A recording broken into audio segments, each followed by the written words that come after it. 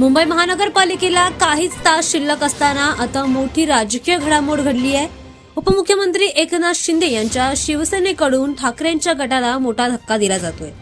गोरेगावचे माजी नगरसेवक दिलीप शिंदे आणि त्यांची पत्नी प्रमिला शिंदे यांनी आता शिंदेंच्या शिवसेनेमध्ये प्रवेश केलाय।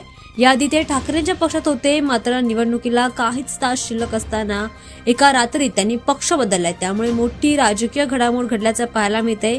दरम्यान राजकीय वातावरण देखील तापल्याचं पाहायला मिळतंय। यामुळे ठाकरेंच्या गटाला निवडणुकीपूर्वी राजकीय धक्का दिल्याचं म्हटलं जातंय। दरम्यान याआधी ते शिंदेंच्या सैन्याऐवजी भाजपामध्ये सामील होणार असल्याची चर्चा इतके दिवस सुरू होती, मात्र आदल्या रात्री उदय सामंत यांच्या भेटीनंतर त्यांनी भाजपाऐवजी शिवसेनेच्या शिंदे गटामध्ये जाण्याचा निर्णय घेतलाय। दिलीप शिंदे हे ठाकरेंच्या शिवसेनेचे 3 वेळा नगरसेवक राहिलेले होते।